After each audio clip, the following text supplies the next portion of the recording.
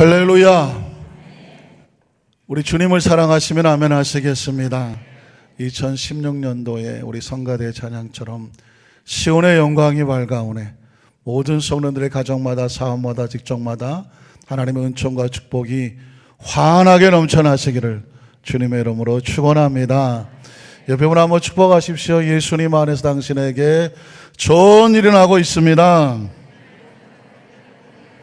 당신은 잘 되고 있습니다. 잘 될 수밖에 없습니다. 예수님의 이름으로 잘 될지어다. 나에게도 좋은 일을 하고 있습니다. 나는 예수님 안에서 잘 될 수밖에 없습니다. 예수님의 이름으로 잘 될지어다. 우리 교회도 좋은 일을 하고 있습니다. 예수님의 이름으로 잘 될지어다. 할렐루야. 여러분이 지금 옆에 분을 축복하신 것 같지만 사실은 우리 입술에서 계속 축복의 언어가 고백되게 함으로 말미암아 그 축복이 고백되면 그 축복이 어디로 돌아올까요? 나에게로 돌아옵니다. 영적인 법칙에 메아리의 법칙이 있는데 우리가 축복을 선포하면 다른 사람을 향하여서 축복을 선포했지만 그 축복이 씨가 돼서 우리에게로 돌아오는 것입니다. 온 한 해 동안에도 끊임없이 많이 축복해 주시고 또 축복해 주시고 또 축복해 주셔서 그 축복의 주인공들 되시기를 주님의 이름으로 축원합니다. 축복의 비결을 알았으니까 한 번만 더 축복합니다. 오늘 당신에게 기적이 일어납니다. 치유 역사가 나타납니다. 성령님이 함께 하십니다. 할렐루야. 한번 따라 하실까요? 하나님이 주시는 축복의 자화상을 끝까지 품으라. 이런 제목으로 말씀의 은혜를 나누기 원합니다. 여러분, 하나님께서 우주 만물을 창조하셨을 때 어떤 원리와 원칙과 법칙으로 만드셨을까요? 아니면 그냥 기분 내키는 대로 만드셨을까요? 세상에 이런 쉬운 질문이 어디 있습니까? 우리가 어떤 것을 하나 만들려고 하더라도 만들어 볼 때 그냥 대충 기분 가는 대로 하는 법은 없습니다. 정성스럽게 어떤 원칙과 원리에 의해서 정확하게 만들어질 때 올바로 세워지는 것입니다. 그런데 우주 만물이라고 하는 이 어마어마한 것을 하나님께서 기분 내키는 대로 아무렇게나 만들었을 리 없다는 거죠. 어떤 원리가 있을까요? 어떤 법칙이 있을까요?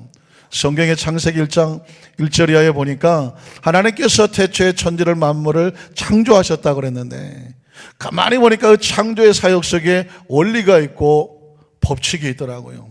첫 번째 원리는 뭐냐면 공간을 먼저 창조하셨습니다. 하늘 위의 궁창, 하늘 아래의 궁창, 그리고 천하의 모든 물들이 한 곳에 모이고 육지는 드러나라고 말했습니다. 여러분, 이것은 바로 공간을 먼저 창조하시는 것입니다. 하늘 위의 궁창이라고 하면 우주를 말하죠. 거기에 보면 많은 공간들이 있습니다. 또 하늘 아래 궁창이라고 하는 것은 우리가 지금 스카이 하는 이 하늘을 말하는 것이고요. 그리고 물이 모인 것은 바다요, 강이고, 그리고 드러난 육지는 땅일 수밖에 없는 거죠. 이런 것들은 가만히 보면 먼저 공간을 먼저 창조하시죠. 그럼 두 번째 원칙은 뭐냐면 공간을 창조하신 다음에 그대로 내버려 두지 아니하신다는 것입니다. 어떻게 하실까요? 채우시는 하나님. 그래서 여러분, 우주의 그 하늘 위의 궁창을 보면 어마어마한 별들로, 해와 별들로 가득 차 있는 것을 보게 됩니다. 여러분, 하늘의 별들이 얼마나 많은지 아십니까? 혹시 동물의 왕국이라든가 이런 그 프로그램에 보면 동물이 보이는 게 아니라 아프리카 밤하늘을, 그 맑은 밤하늘을 보여주는데 거의 별들로 까맣게 차 있는 것을 발견하게 됩니다. 그러니까 그것뿐만 아니라 우주에 있는 별들은 우리 인간의 숫자로 헤아릴 수 없을 만큼 가득하죠. 공중에는 어떻게 했을까요? 우리가 살고 있는 스카이라고 하는 이 공간을 어떻게 했을까요? 각종 나는 새들과 곤충으로 가득 채워놓았습니다. 바다는 비어 있을까요? 바다는 비어 있지 않습니다. 여러 가지 각종 물고기들로 가득 채워져 있죠. 땅은 어떻습니까? 모든 동물과 식물들로 가득 채워 놓았습니다. 그리고 사람을 채워 놓으시고 이 모든 것을 주관하도록 한 것입니다. 자, 공간을 창조하신 하나님, 채우시는 하나님, 창조의 세 번째 법칙은 뭐냐면 하나님 보시기에 좋았더라는, 하나님께서 만들어 놓으신 것이 하나님과 올바른 관계가 있으니까 보시기에 좋았더라. 이게 창조의 모습이고 원리의 원칙입니다. 이게 왜 중요하냐면 사람을 창조하셨을 때도 바로 이 원리와 원칙으로 만드셨습니다. 처음에 하나님께서는 공간을 만드셨죠. 사람에게 공간이란 무엇일까요? 저와 여러분 육체를 가지고 있지 않습니까? 하나님께서 흙으로 사람을 지으셨다고 말하고 있습니다. 이 땅에 존재할 수 있는 공간을, 육체를 가지게 된 것이죠. 육체가 비어 있습니까? 절대로 비어 있지 않습니다. 오장육부 여러 가지 많은 것들로, 도무지 상상할 수 없는 것들로 우리 안에는 놀라운 조직, 생명 조직으로 채워져 있습니다. 그걸로 끝나지 아니하죠. 하나님께서 우리에게 이게 뭔가요? 생기를 불어넣으셨습니다. 하나님의 영을 불어넣으셨습니다. 하나님의 숨결을 불어넣으셨습니다. 그래서 사람이 비로소 뭐가 됐다고요? 생명이 됐더라. 하나님과 교통하며 교제할 수 있는 영적인 존재가 됐다고 말씀하고 있는 것입니다. 그러니까 하나님은 공간을 만드시고 그리고 하나님의 말씀과 생명으로 채워놓으셨습니다. 마지막 남은 게 뭘까요? 보시기에 좋아야 되지 않겠습니까? 창세기 1장 28절에 보니까 하나님께서 남자와 여자를 지으셔 그들에게 무엇을 주셨더라? 모르셨습니까? 창조의 완성은 축복으로 완성하는 것입니다. 남자와 여자를 지으시고 마음대로 살아라가 아닙니다. 그들에게 복을 주시고 그랬습니다. 저와 여러분은 여러분 이 땅에 존재할 때 하나님께서 창조하신 것을 믿으신다면 우리를 축복된 존재로 만드신 것을 기억하시기를 주님의 이름으로 축원합니다. 이게 하나님께서 주시는 창조의 원리와 원칙이거든요. 이 말씀은 어디까지 연결되냐면 믿음을 가지게 되면 믿음의 사람들을 축복하실 때 이 똑같이 세 가지 원칙으로 복을 내려주시는 것입니다. 오늘 성경 본문의 주인공은 아브라함입니다. 하나님께서 아브라함에게 새로운 시대, 새로운 역사로 함께 출발하시는데 바로 이런 원칙으로 축복을 하셨습니다. 우리는 첫 번째로 하나님이 주시는 새로운 축복의 공간과 채워주시는 축복의 약속을 발견하기를 원합니다. 창세기 12장 1절로 3절을 보면 하나님께서 아브라함을 만나신 다음에 처음 이렇게 축복하십니다. 야훼께서 아브라함에게 이르시되 너는 너의 고향과 친척과 아버지의 집을 어떻게 해라? 떠나라. 그럼 어떻게 하라고요? 내가 내게 보여줄 땅으로 가라. 여러분이 창세기 12장 1절의 말씀은 굉장히 익숙하죠? 너무 잘 아시는 말씀인데 가만히 살펴보면 공간을 얘기하고 있습니다. 이제까지 익숙하게 살았던 그 아버지와 함께 살았던 갈대와 우르의 우상을 숭배하면서 하나님 없이 그냥 자기 마음대로 살았던 그 공간을 어떻게 해야 돼요? 떠나야 돼요. 그 공간을 떠나고 어디로 가야 됩니까? 이제부터는 하나님과 함께하는 새로운 공간으로 가야 됩니다. 왜 그럴까요? 거기에서 하나님의 축복의 말씀이 채워지기 때문에 그렇습니다. 그 공간을 떠나게 되면 어떤 축복을 약속하셨느냐? 2절로 3절에 보면 내가 너로 큰 민족을 이루고 내게 복을 주어 내 이름을 창대하게 하리니 너는 복이 될지라. 너를 축복하는 자에게 내가 복을 내리고 너를 저주하는 자 내가 저주하리니 땅의 모든 족속이 너로 말미암아 복을 얻을 것이니라 하신지라. 이걸 뭐라고 말하냐면 네가 복의 근원이 된다고 말했습니다. 여러분, 그래서 제가 우리 안산교회 성도들에게 붙인 별명이 하나 있습니다. 여러분의 별명은 복근입니다. 영어로 말하면 식스팩입니다. 무슨 말인지 모르십니까? 복근이에요. 복근이 뭐냐면 복의 근원이라는 것입니다. 우리 자욱에서 한번 축복해 주십시오. 당신은 복근입니다. 왜 내가 복근이요? 여러분은 복근이에요. 왜냐하면 하나님께서 이렇게 말씀하셨거든요. 내가 너로 복의 근원이 되게 하시겠다. 2016년을 출발하면서 하나님께서 믿음의 조상 아브라함을 샘플로 세워놓고 하나님을 만나는 백성에게는 내가 너를 복의 근원 되게 했다고 말씀하셨거든요. 우린 예수님을 구주로 믿어 하나님의 자녀가 되는 것을 믿으시면 아멘 하시기를 바랍니다. 그러면 하나님께서 우리 어떻게 출발하시냐? 우리를 복의 근원으로 만들어서 출발하신다는 것입니다. 복의 근원이 무슨 뜻이냐고요? 여기저기 다니면서 혹시 좀 복 있는 장소가 없나? 누가 좀 복 있으면 나눠주지 않나? 부스러기 찾으러 다니는 것이 아니라 네가 복의 근원이 되라는 것입니다. 우리로 인하여 천하 많은 백성이 복 있게 하라는 것입니다. 그러니까 하나님은 우리에게 무엇을 원하고 계시느냐, 어디를 가든지 네가 복 있는 자가 되라는 것입니다. 그런데 조건이 하나가 있어요. 어떻게 되냐, 내가 내게 지시하는 땅으로 가야 돼. 하나님과 만드는 아름다운 공간이 있어야 되는 것입니다. 이제까지 내 마음대로 살았던 것, 내 기분대로 살았던 것, 내 생각대로 살았던 것, 내 판단대로 살았던 것, 하나님 없이 내 하고 싶은 대로 살았던 것, 이것을 떠나서 이제부터는 하나님과 함께 지시하는 그 공간으로 가라, 그 시간으로 가라, 그 상황으로 가라. 그러면 어떻게 하신다고요? 내가 너를 무엇이 되게 하시겠다? 복의 근원이 되게 하시겠다, 복근이 되게 하시겠다는 것입니다. 여러분, 환경이라는 것이 얼마나 치명적인 영향을 미치는지 모릅니다. 여러분 기억하시죠? 우리가 예전에 귀에 못이 박혀 들었던 맹모, 삼천, 지교, 무슨 뜻입니까? 맹자의 어머니가 3번이나 이사를 갔다는 얘기입니다. 하루는 시장 바닥에다가 집을 얻었더니 맹자가 밥 먹고 하는 일이 뭐예요? 혹시 남대문 시장 가보셨나요? 골라 맨 골라 장사만 하고 있는 겁니다. 그러니까 맹자 어머니가 보니까 여기서 키우면 너는 네 미래가 보인다. 그래서 어떻게 합니까? 맹자 어머니가 어디 좀 조용한 데 산 밑에 가서 살자. 그래서 산 밑으로 이사를 갔더니 이제 맹자가 골라는 안 하는데 뭘 하고 있어요? 이제 가면 언제 오나? 장송곡. 허구한 날 들려오는 게 그 무덤 파고 장송곡 부르는 것만 모르니까 이 아이가 보고 배우는 게 그거거든요. 그래서 맹자 어머니가 거기서 정신이 번쩍 나지 않았습니까? 안 되겠구나. 그래서 3번째 이상한 곳이 어디예요? 서당 옆으로 갔더니 무슨 노래를 부르고 무슨 소리를 합니까? 하늘 천 따지 가마솥에 누룽지 뭐 이런 열심히 천자문을 외우고 있더라는 것입니다. 그래서 여러분, 이 맹자가 그 어머니가 환경을 바뀌어 놓으니까 그의 미래가 달라졌다고 그래서 교육의 가장 중요한 것 중에 하나가 뭐냐면 맹모 삼천지교를 교훈 삼는 것입니다. 아무리 머릿속에 많은 것을 들고 있어도 환경이 잘못되면 그 머릿속에 들은 거 가지고 잘못된 행동을 한단 말입니다. 아무리 부족하고 모자란 것이 있다고 할지라도 그 환경 속에 나타났고 사람 영향을 미치게 되면 사람이 달라진다는 것이죠. 하나님께서는 영적인 법칙도 마찬가지입니다. 우리 세상에서 어떻게 살았든지 하나님께서 당신의 백성을 축복하시려고 하면 무엇을 바꾸더라? 환경을 바꿔야 됩니다.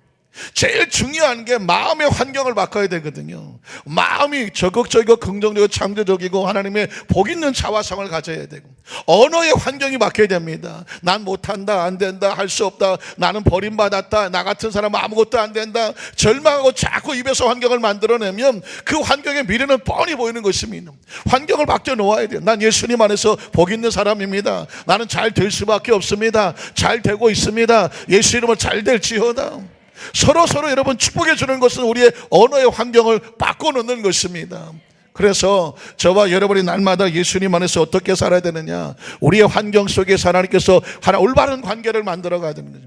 하나님께서 왜 아브라함을 그 갈대에서 끄집어낼까요? 넌 거기서 아무리 축복을 해도 환경이 나쁘니까 복을 받을 수가 없어요. 그래서 그 환경에서 끄집어내고 하나님과 올바른 관계를 세울 때 비로소 거기서 하나님의 축복의 역사가 나타나게 되는 줄로 믿습니다. 많은 사람을 전도해 보면 나 교회 안 나가도 다 하나님 믿어요. 그냥 나 할 거 다 해도 나 하나님 믿을 테니까 걱정하지 마세요. 될까요? 안 될까요?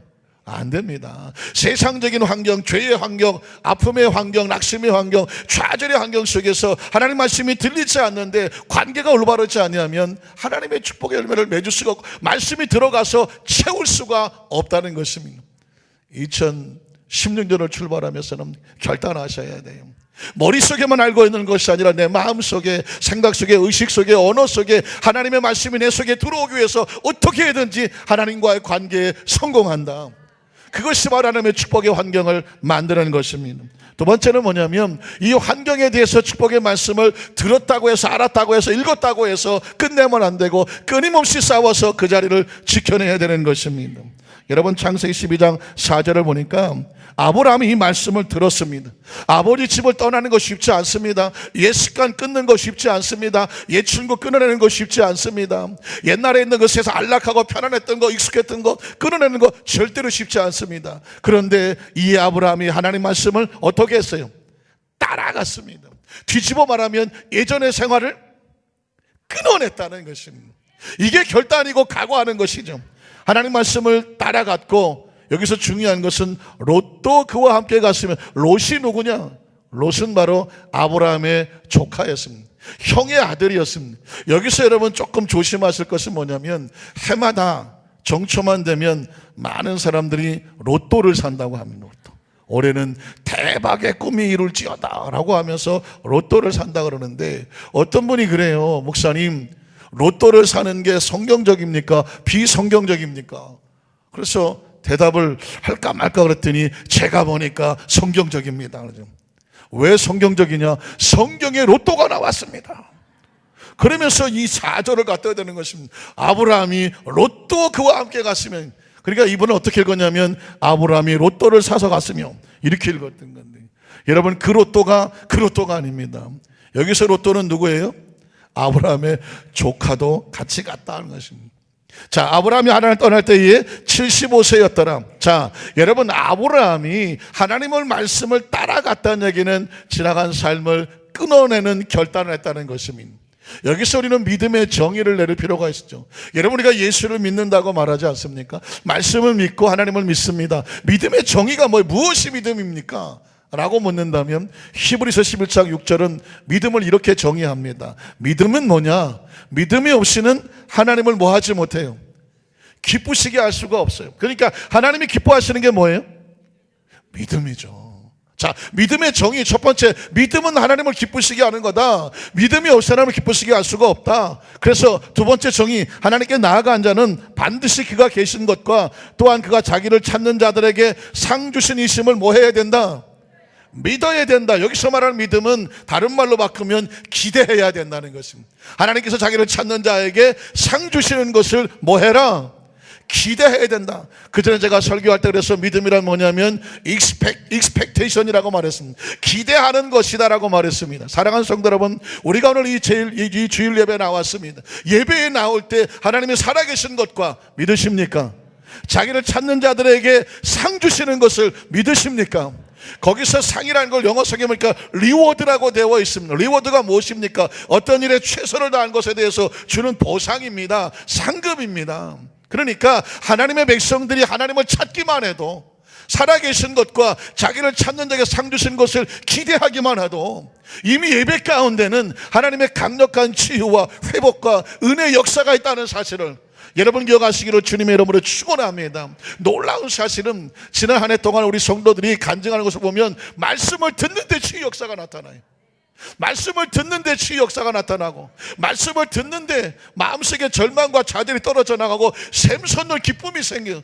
어떤 분은 간증을 하는데, 목사님 예배 시간에 말씀을 듣는데요 마음속에 기쁨이 막 솟구쳐 나와. 이건 다른 데서 얻는 기쁨이 아니에요. 어떤 사람 마음에 평안이 넘쳐나와요. 말씀을 듣다가 두통이 떨어져 나가요. 말씀을 들을 때 마음속에 통증이 떨어져 나가고, 어떤 분은 허리가 아파서 왔는데 말씀을 듣는 가운데 통증이 떨어져 나가는 거예요. 그러니까 뭐냐면 하나님 앞에 나와서 예배하는 것 자체가 하나님이 주시는 믿음의 보응이 있다는 사실을 여러분 기억하시기를 주님의 이름으로 축원합니다. 그래서 하나님을 기대하는 사람은 뭘 하냐면 하나님의 것을 선택하게 됩니다. 하나님의 말씀을 선택하는 거죠. 지금 아브라함이 하나님의 말씀을 따라갔고 그랬단 말이죠. 왜 따라갔을까요? 하나님을 믿으니까, 기대하니까 그 말씀을 따라 선택하고 순종하는 줄로 믿습니다. 예배에 나올 때 가장 중요한 게 뭐예요? 여러분, 기대해요. 기대하십시오. 그래서 여러분 선택하여 이 자리에 나오신 줄로 믿습니다. 여러분께서 2016년 출발하면서 과연 내가 어떤 길을 선택해야 되느냐? 그게 바로 구약 성경에는 십계명으로 나와 있는 것입니다. 십계명이란 뭐냐면 우리가 만들어가야 될 환경을 말하는 것입니다. 우리가 만들어가야 될 공간을 말하는 것입니다. 2016년도 난 이 말씀 따라간다. 내 앞에 다른 신 두지 말라 그랬습니다. 난 하나님 외에 다른 신을 섬기지 않는다. 우상 앞에 절하지 않는다. 우상이란 뭐냐면 하나님이 이 외에 다른 것을 사랑하면, 하나님보다 돈을 사랑하면 돈이 우상하게 되는 거죠. 하나님보다 취미를 사랑하면 취미가 우상이 되는 것이고, 하나님보다 다른 것을 사랑하게 되면 그게 우상이 되는 것인데, 하나님이 가장 싫어하는 건 뭐냐면 우상 숭배입니다. 한번 따라 하실까요? 하나님은 우상 숭배를 가장 싫어하신다.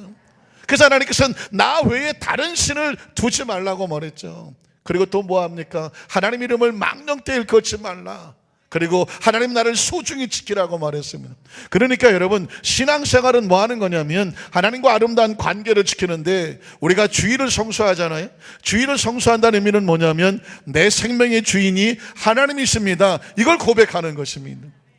한번 따라 하실까요? 내 생명의 주인이 하나님의 것입니다. 믿으십니까? 이 고백이 있는 사람이 주의를 성수하는 거예요. 우리가 11조 예물 하나님께 드립니다. 11조 예물도 의미가 있지 않겠습니까? 그 예물은 뭐냐면 지금 내게 주시는 물질의 주인이 누굴까요? 하나님이심을 공급하는 것입니다. 그것을 고백하는 거예요. 우리가 하나님 앞에 나와서 봉사를 합니다. 우리 성가대처럼, 남녀선교처럼, 우리 교회학교 선생님처럼 각 기관부서 봉사를 합니다. 그 봉사에도 의미가 있습니다. 그 봉사는 뭐냐면 내 건강의 주인이, 건강의 공급자가 누굴까요? 하나님이심을 고백하는 것입니다. 지난 연말에 제가 말씀을 나눌 때에 예수를 믿으면서 한 번 태어난다, 예수를 믿고 침례받고 구원받으면서 우리가 두 번 태어난다, 세 번 어떻게 태어나야 돼요? 예수를 믿고 구원받고 나서 침례받고 거듭나는 것뿐만 아니라 하나님께 나가서 사명자로 세 번 태어나야죠. 봉사자로 세 번 태어나야죠. 헌신자로 세 번 태어나야 됩니다. 예수 믿고 구원받은 걸 끝나겠습니까? 하늘나라 가는 그 순간까지 뭐가 있어야 돼요? 주님 앞에 내어놓고 열매 맺을 만한, 여러분, 기름이 준비되어야 되고 달란트가 준비되어야 되고 주님 앞에 드려지는 아름다운 헌신의 모습이 있게 되시기를 주님의 이름으로 축원합니다. 이런 것들이 뭐냐면 결단하고 각오하면서 그 말씀을 따라 지켜나가는 것이죠. 세 번째는 뭐냐면, 그런데 신앙의 위기를 만날 때가 있습니다. 위기는 뭐냐면 열심히 믿음 생활하고 신앙 생활하고 열심히 봉사도 하고 헌신하고 하나님과의 관계를 지켜나가는데 당장 내 눈앞에 기도의 응답이 없을 때, 당장 내 환경 가운데, 여건 가운데에 응답이 없어서 여전히 문제가 있고 여전히 아픔이 있고 상처가 있어서 그 문제와 씨름할 때 많은 크리스찬들이 그만 주저앉을 때가 있다는 것입니다. 창세기 12장에 보면 10절로 16절이죠. 10절로 16절에 보면 안타깝게도 아브라함이 하나님 말씀을 따라갔잖아요. 그럼 거기 가서 막 큰 고래등 같은 대궐이 있고 기와집이 있고 아파트가 있고 당장 막 좋은 일이 막 생길 줄 알았어요. 그런데 성경은 어쩌면 냉정하게 이렇게 말합니까? 아브라함이 하나님을 따라서 그 땅에 갔는데 뭐가 기다리고 있어요? 기근이 들었다고 말하고 있습니다. 그래서 아브라함이 거기서 머물지 아니하고 가만히 생각해 보니까 거기 있다가는 안 되겠어. 자기 생각에 자기 기분에 어떻게 해요? 애굽으로 내려갔습니다. 이유가 뭘까요? 그 땅에 기근이 심했기 때문에 아브라함은 자기 생각과 마음대로 어디로 내려갑니까? 애굽으로 내려갔더라. 자, 신앙은 제가 아까 말씀드렸죠. 하나님과의 관계 속에서 하나님이 원하시는 환경을 만드는 거라고 그랬는데 지금 아브라함은 그 환경을 갔더니 자기 마음에 들지는 않아요. 그래서 자기가 원하는 환경으로 애굽으로 다시 내려갔습니다. 어떤 일이 벌어졌을까요? 그가 애굽에 가까이 이르렀을 때에 그의 아내 사라에게 말하되 내가 알기에 그대는 아리따운 여인이라 애굽 사람이 그대를 볼 때에 이르기를 이는 그의 아내라 하여 나는 죽이고 그대는 살리리니 원하건대 그대는 나의 누이라 하라. 그러면 내가 그대로 말미암아 안전하고 내 목숨이 그대로 말미암아 보존되리라 하니라. 아브라함이 애굽에 이르렀을 때 애굽 사람들이 그 여인이 심히 아름다움을 보았고 바로의 고관들도 그를 보고 바로 앞에서 칭찬하므로 그 여인을 바로의 궁으로 이끌어들였다. 이에 바로가 그로 말미암아 아브라함을 후대함으로 아브라함이 양과 소와 노비와 암수나귀와 낙타를 얻었더라. 아브라함은 지금 애굽의 기근을 피하여서, 아니죠, 가나안의 기근을 피하여서 애굽으로 내려갔는데 거기 가면 잘 될 줄 알았는데 거기서 누굴 잃어버립니까? 아내를 빼앗겨 버리고 맙니다. 여러분, 때로 우리에게 강력한 이 메시지를 주는데 하나님께서 원하시는 그 신앙을 지키고 믿음을 지키려는데 지금 내 생각대로 안 되고 당장 응답이 안 되고 당장 여러 가지 문제가 있어요. 마치 기근처럼. 그것을 견디고 지키고 하나님을 믿고 그것을 엎드리느냐, 그것을 붙잡고 지켜내느냐, 아니면 안 되겠다, 내가 원하는 내 방법으로 나가서 내가 원하는 환경을 만드느냐, 이런 싸움이 신앙 속에서도 많이 있습니다. 어떻게 할까요? 성경에 보기를 아브라함이 하나님께서 말씀하신 환경을 떠나서 자기가 원하는 환경을 갖더니 오히려 가장 소중한 것을 잊어버리고 말았다는 것입니다. 그러니까 하나님의 메시지는 뭐냐면, 하나님께서 약속하신 말씀에 따라 갔다고 하면 기근이 있어 보이고 환경이 어려워 보이고 여전히 문제는 있어 보일지라도 하나님의 사람들은 누구를 믿고 하나님을 믿고 그 기근의 현장 속에서 어떻게 역사하시는지 하나님을 끝까지 뭐해라? 기대하라는 것입니다. 믿음은 기대하는 거라고 말씀을 드렸죠. 사랑하는 성도 여러분, 만약에 갈대아 우르 그 우상 숭배하던 곳에서 만약에 아브라함에게 좋은 일이 났다면 아브라함은 이 모든 공로를 누구한테 돌리겠습니까? 부모를 잘 만나서, 내가 재수가 좋아서, 운이 좋아서, 아마 그랬을 겁니다. 그러나 기근은 아무것도 없는 것이거든요. 거기서 시작해서 복을 받는다면 그 축복은 누가 주시는 겁니까? 하나님이 주시는 겁니다. 이스라엘 백성이 애굽에서 나왔을 때도요, 광야를 통과한 다음에 가나안에 들어가게 하더라고요. 이유는 뭔지 아십니까? 애굽에서 일이 풀리면 누구를 자랑합니까? 자기를 자랑합니다. 그런데 광야에서 하나님께서 먹이서 입히시면 누구를 자랑합니까? 하나님을 자랑할 수밖에 없습니다. 하나님은 저와 여러분의 삶의 현장 가운데 누구가 영광 받으시기 원하시냐면 하나님이 영광 받으시기를 원하셔요. 2016년도에 어차피 하나님 복을 주실 거라면 누가 영광 받으셔야 돼요?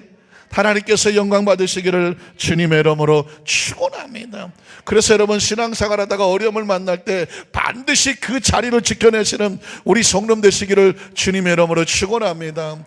그전에 어떤 장로님이 장로 직분을 받고 났는데 사업이 좀 어려워졌어요. 환경이 어려워졌어요. 근데 그분은 장로 직분만 받으면 갑자기 이것도 저것도 다 잘 된다고 생각하셨나 봐. 근데 장로 직분을 맞았는데 오히려 여러 가지 어려운 일이 생겼어요. 그러니까 이분이 갑자기 그걸 견뎌내지를 못했어요. 저를 찾아와서 하시는 말씀이, 목사님, 저 시골로 이사 가야 되겠어요. 왜요? 그랬더니 내가 정말 어렵게 준비해서 장로가 돼서 더 열심히 하는 복을 받아서 하려고 그랬는데 오히려 내가 좀 더 어려워졌어요. 그래서 내가 가만히 생각하니까 나 같은 놈은 시골로 가야 되겠어요. 삐져서 그런 거죠. 서운해서 그런 거예요. 그래서 제가, 장로님, 장로의 직분을 받으면 사명 감당하라고 어쩌면 더 어려운 문제가 다가올 수 있습니다. 사방에 우겨쌈을 당할 수도 있고 물질의 문제가 다가올 수도 있고 여러 가지 사업의 문제가 다가올 수도 있습니다. 문제는 이걸 뛰어넘어야 그 다음 단계의 축복이 있습니다. 여기서 물러서면 평생 그리고 여기저기 도망 다니고 여기저기 숨어 다니고 여기저기 그 시험을 통과 못하면 절대로 다음 단계 못 나갑니다. 왜 제가 그런 얘기를 하게 되냐면, 제가 여의도에서 교구장을 할 때에 부평교회의 장희열 목사님이 교목장을 하셨는데 그분의 간증을 제가 들었거든요. 이 목사님이 교목장을 할 때 저희 교육자를 놓고 기도원에서 이제 교육자들한테 하는 말입니다. 사역을 하다 보면 너무 힘들고 어려움이 있을 수가 있다. 그러나 절대로 절망하고 좌절하지 말고 그 자리를 도망쳐 피하려고 하지 마라. 왜냐하면 그래야 그 다음 단계에 들어갈 수 있다. 그러면서 본인이, 장 목사님께서 삼익성전, 예전에 삼익성전이 있었습니다. 삼익 피아노 하던. 그런데 그게 지금 하남 성전이 됐죠. 거기 담임 목사를 하실 때에 여러 가지 환경이 너무너무 견디기 힘든 상황이었답니다. 저분이 외지간에서 그런 말 하실 분이 아닌데 너무 힘들어서 기도를 했대요. 금식하면서, 하나님, 제가 너무 힘들어서 이 사역을 못하겠습니다. 나를 좀 다른 데로 옮겨주십시오. 그렇게 기도를 했답니다. 그랬더니 한참 기도하는 건데 하나님 준 메시지는 뭐냐면, 장 목사, 네가 여기서 지금 이 문제를 해결하지 못하면, 그걸 뛰어넘을 수 있는 믿음을 키우지 못하면 다른 데 가면 더 무서운 거 기다리고 있어. 더 어려운 거 기다리고 있어. 어떻게 할래? 갈래? 여기서 이길래? 그 목사님이 거기서 거꾸로 져서, 하나님, 이 어려운 것을 이겨나갈 수 있는 힘을 주시고 은혜를 주시고 능력을 주시옵소서. 다시 마음을 고쳐먹고 더 매달려 기도하는 가운데 은혜를 받아서 그 문제를 잘 해결하시고, 그리고 다음에 여기도 교목장으로 올라오죠. 그리고 나서 지금 여러분 부평 순복에 큰 목회를 하고 계십니다. 제 머릿속에 잊혀지지가 않아요. 때로 힘들고 어려운 일을 만날 때마다 이것 좀 없었으면 좋겠다. 안 될까? 그런데 하나님께서 주신 뛰어넘으라고 주신 거예요. 여러분 2016년을 출발하면서 2015년째 여전히 해결되지 않은 여러 가지 문제가 있어서 혹시 눈물 흘리십니까? 힘들어 하십니까? 아파하십니까? 피하고 싶습니까? 도망치고 싶습니까? 여러분 오늘 아브라함은 도망쳤다가 사랑하는 아내를 잃었어요. 여러분 하나님의 사람들은 그 자리를 도망치는 것이 아니라 주여 여기서 내 아내를 지키고 내 가정을 지키고 사업을 지키고 하나님 주신 사명과 직분을 지킬 수 있는 은혜를 더하여 주시옵소서. 믿음을 더하여 주시옵소서. 그 은혜와 믿음으로 더 지켜서 그걸 뛰어넘어가야 그 다음 단계로 올라갈 수 있도록 하나님께서 축복해 주신 줄로 믿습니다. 그래서 마지막 이 아브라함은 한번 넘어지고 실패했지만 하나님께서 그를 다시 애굽에서 끌어올려 가나안에 갖다 놓고 새로운 출발하십니다. 그게 바로 아브라함의 새로운 출발인데 저와 여러분 2016년에 새로운 출발이기를 원합니다. 창세기 13장 1절로 4절에 보면 아브라함이 애굽에서 그와 그의 아내와 모든 소유와 롯과 함께 네겝으로 어떻게 했어요? 올라갔습니다. 아까는 내려갔어요. 이제는 다시 올라갔습니다. 그런데 누구랑 같이 올라갔습니다? 롯과 함께 올라갔다고 말합니다. 이 아브라함에게 여러분 이 롯은 뭐냐면 진짜 로또 같은 거였어요. 아브라함이 하나님 말씀에 따라 가나안으로 가라고 했을 때 홀로 가라고 말했거든요. 본토 친척 아비 친척 다 떠나라고 말했습니다. 근데 아브라함이 누굴 데려갔습니까? 롯은 친척이에요. 왜냐하면 아브라함이 나이가 75세니까 내가 혹시라도 잘못되면 아들이 없으니까 젊은 이 조카에게 롯에게 맡기려고 했었던 것입니다. 여러분 저와 여러분이 하나님의 말씀을 따라가는데 불구하고 어떤 인간적인 의지, 아직도 내 마음속에 의지하고 있는 어떤 것 하나님이 응답해 주지 않으면 난 요거 가지고 해결하지 하고 혹시 내 안에 있는 그 롯과 같은 것, 여러분 이게 붙어있는 한 하나님의 축복의 문이 열리지를 않습니다. 아브라함은 지금 애굽에서 여전히 롯을 데리고 올라옵니다. 그런데 하나님의 계획은 뭐냐면 롯과 분리되라는 것입니다. 5절로 13절을 보면 아브라함의 일행 롯도 양과 소와 장막이 있으므로 그 땅에 그들이 동거하기에 넉넉하지 못했으니 이는 그들의 소유가 많아져서 동거할 수 없었습니다. 그러므로 아브라함의 가축의 목자와 롯의 가축의 목자가 서로 뭐합니까? 다툽니다. 인간적으로 의지하고 생각하고 함께 하려고 했던 사람은요 하나님의 축복이 임하기 전에 이 사람들의 관계 속에 불편해져요. 또 가나안 사람과 브릿 사람들은 그 땅에 거주하였는지라. 아브라함이 롯에게 이르되 우리는 한 친족이나 나나 너나 내 목자나 내 목자나 서로 다투게 하지 말자. 내 앞에 온 땅이 있지 아니하냐. 나를 떠나가라고. 드디어 아브라함이 결단합니다. 이 조카 롯이 옆에 있으면 나한테 힘이 될 줄 알았는데 하나님의 메시지를 발견하죠. 지금 아브라함은 누구를 의지하지 말아야 돼요? 롯을 의지할 게 아니야. 누구를 의지해야 돼요? 하나님을 의지해야 돼요. 2016년을 출발하면서 여러분이 의지하고 어떤 인간적인 어떤 것, 이거 붙잡고 인간적으로 애착 갖는 것, 사람 의지했던 것, 환경 의지했던 것, 내 경험 기술 의지했던 것, 이걸 주님께서 놓으라고 말하는 것입니다. 나를 떠나라 라고 말하십니다. 왜냐하면 내가 좌하면 나는 우하고 내가 우하면 나는 좌하리라. 이에 롯이 눈을 들어 요단 지역을 바라본 즉 소알까지 온 땅에 물이 넉넉하니 야훼께서 소돔과 고모라를 멸하시기 전이었으므로 야훼의 동산 같고 애굽 땅과 같았더라. 그러므로 롯이 요단 온 지역을 택하고 동으로 옮기니 그들이 서로 떠났습니다. 뒤집어 말하면 이제 아브라함에게 남은 건 뭐밖에 없어요? 하나님밖에 없어요. 하나님의 역사는 어디서 시작되느냐? 인간적인 의지가 분리됐을 때, 롯이 떠났을 때 하나님은 아브라함에게 이렇게 출발하기 원하는 것입니다. 여러분 14절로 18절을 볼게요. 14절 보면 롯이 아브라함을 떠난 후에 이제부터 하나님의 축복이 시작이 돼요. 해가 바뀌었다고 축복이 시작되는 게 아니에요. 지금 내 삶 가운데 내가 인간적으로 의지했던 인간적인 수수와 계획과 감정과 기분과 계산을 내려놓고 이제 난 누구밖에 없습니다. 하나님밖에 없습니다 라고 섰을 때 드디어 하나님께서 아브라함에게 말씀하기 시작합니다. 롯이 아브라함을 떠난 후에 하나님께서 아브라함에게 말씀하시죠. 너는 눈을 들어 너 있는 곳에서 북쪽과 남쪽과 그리고 동쪽과 서쪽을 바라보라. 보이는 땅을 누가 주셔요?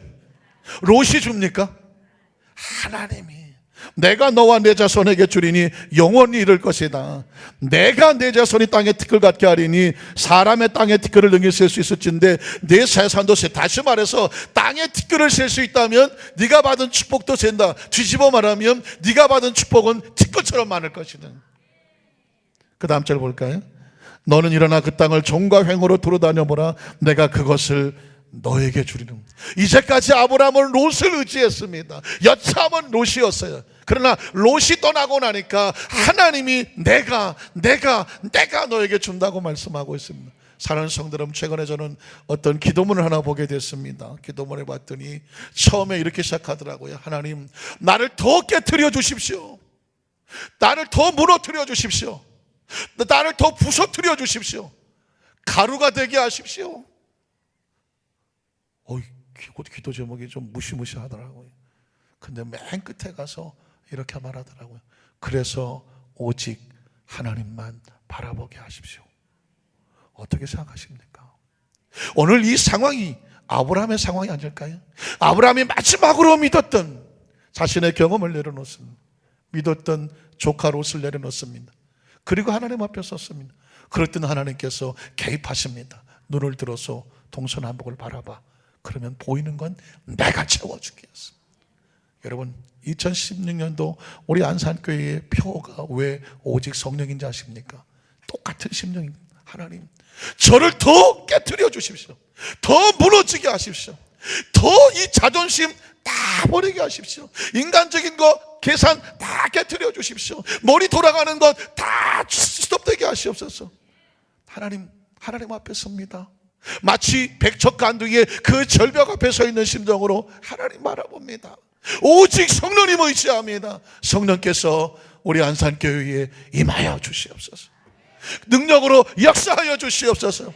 우리 교회 성도들도 다 똑같은 심령입니다. 하나님, 우리 교회 성도들은 반드시 잘 돼야 됩니다. 2016년도가 축복의 한 해가 돼야 됩니다.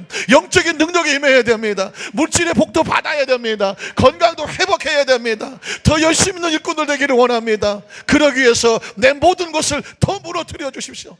더 깨뜨려 주십시오. 인간적인 순수가 끊어지고, 인간적인 계획이 끊어지고, 내 경험을 내려놓고, 내 방법을 내려놓고, 내 기분, 자존심 다 내려놓고 오직 성령님이 점령하여 주시옵소서. 그래서 오직 성령입니다. 사도행전 1장 8절에 성구 내용이 좋아서 붙여놓은 것도 아닙니다. 절박하고 절실하기 때문에 오직 성령이거든요. 2016년에 우리 사랑하는 안산교회 성도 여러분, 지나간 과거 2015년을 답습할 수는 없잖아요. 그 아프고 슬프고 힘들었던 그 고통스러웠던 거 다시 답습할 수 없잖아요. 이젠 새로워져야 되지 않겠습니까? 더 강력해져야 되지 않겠습니까? 더 성장해야 되지 않겠습니까? 더 능력이 있어야 되지 않겠습니까? 더 풍성해야 되지 않겠습니까? 더 멋져야 되지 않겠습니까? 나누어줘야 되지 않겠습니까? 구워줘야 되지 않겠습니까? 베풀어야 되지 않겠습니까? 하나님이 하시는 것입니다. 내가 내게 채워주겠다고 말씀해요. 간절히 바라기는 더 우리가 하나님 앞에 더 낮아지고 더 엎어지고 더 말씀 붙잡고 서서 그 말씀으로 우리의 축복의 공간을 만들고, 약속의 말씀은 선포되고 있으니 우리가 그 말씀 붙잡고 끝까지 사명 직분 믿음 지켜서 하나님께서 내가 해줄게, 이 아브라함이 새로 출발하는 것이 저와 여러분의 새로운 출발의 이 축복의 한 해가 되시기를 주님의 이름으로 축원합니다.